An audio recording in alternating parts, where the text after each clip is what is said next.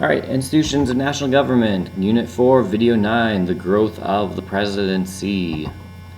All right, so framers feared that the president would become too strong. That's why they made Congress, essentially. They thought Congress was going to be the more powerful branch initially. It hasn't really turned out that way. And the growth of the presidency through American history has shown that they were right to fear that. The president has become much stronger over time. One of the main reasons that the president has become more powerful is that he has something called inherent powers. This is back from Unit 1, but here they are again. Inherent powers are inferred from the Constitution, and they are claimed by the president. So these are things that are not directly stated in the Constitution, but because of the way the Constitution is worded, presidents have claimed these powers throughout time. Some things that also affect their powers. So this is under informal powers of the president. Their character and their personality. It affects how they're seen by the public. Both Reagan and Clinton that are pictured here, they both kind of had that good personality, charming way about them to where the public liked them, even though they both had their own scandals. But overall, because of that personality, they were able to kind of withstand some scandals that might have hurt other presidents that weren't quite as charismatic as they were. And then the second point here, you definitely want to highlight this one. The president relies heavily on his power to persuade because he lacks extensive constitutional powers. So there is not a whole lot in the Constitution. In that last video, 4.8, it talked about what the Constitution gives the president the power to do. It's not much. So as a result, he has to persuade, and he has to persuade a lot of people. He has to persuade members of Congress. He has to persuade the constituents to go along with him, the interest groups, all these various groups. They have to, bureaucracy for instance, he needs to persuade them that what he wants them to do is what is best. And so if he isn't good at that, he's not going to have a very successful presidency. Presidents also rely quite heavily on their popularity. A popular president can get things done. When they're unpopular, it is very, very difficult for them to get anything done because, well, if you think about it, nobody really likes them, and so they don't have much power over their congressmen either. The basic idea is this: when the president's popular, he can put pressure on Congress to do what he wants to do, and he can say, hey, look, I have 80% approval ratings. For instance, after 9/11, President Bush had an approval rating over 90%, and so Congress went along with just about everything Bush wanted to do because he was so popular. At the end of Bush's term, he was down to about 30% popularity or approval rating, and as a result, Congress didn't really do anything, and that includes his own party. So it's not even just like Democrats wouldn't work with him, even though they obviously wouldn't, but even his own party wanted nothing to do with him, and that's kind of starting to happen to Obama right now, where even Democrats aren't working with him because he's unpopular. So that's going to make it a lot tougher for him to get things done. Second fact about popularity of the president is that it does not have very much influence on the re-election of congressmen, one way or the other.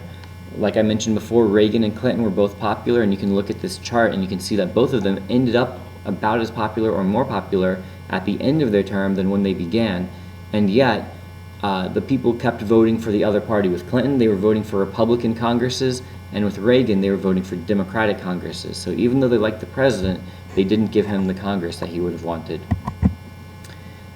Sometimes the presidents claim a mandate. They're claiming that they have a command from the citizens to carry out their program. So like Obama claiming that he had a mandate to institute universal health care in the United States. The way that you make this claim is based on the vote of the electorate. So when you have the presidential election, based on the results, they can claim a mandate. Here's the thing about mandates. Almost every president, when they're elected, will claim one. However, they usually don't really have one. I have two examples here, 1984 with Reagan and 2000 with Bush. One of these presidents has a mandate, one of them does not. As you can see, in 1984, Reagan won every single state except for Minnesota, and then he also lost Washington, D.C. Besides that, he won everything else, 49 states. He clearly had a mandate. He had a lot of popular support to do his programs in 1984. On the other hand, President Bush did not even win the most votes in the election. Al Gore won as many votes as him, actually more votes, and he didn't even win half of the country, so he clearly did not have a mandate. So again, the idea, if you have a large margin of victory, then you can claim a mandate. If you don't, then it really isn't realistic for you to do so. All right, the president, he plays a lot of different roles, okay? He has the role of commander-in-chief, in which he directs the armed forces of our country. He is head of state. This often involves meeting with other heads of state, leaders around the world, so this is about meeting with global world leaders. He is the chief diplomat, so he is the one who receives ambassadors into the United States and he meets with them, and so chief diplomat, so again, he is at the forefront of our relationships with other countries. He is chief legislator. This is the only one that might need a little explaining because the president obviously does not make bills because he is not a congressman. Congress is the only one that can introduce bills and revise them and do all of that. But when Obama was running for president, over and over and over again, all he talked about was health care.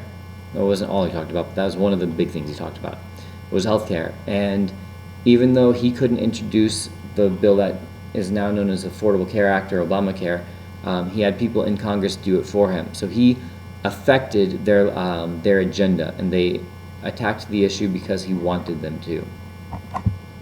He's also the chief executive. That just means he's the president.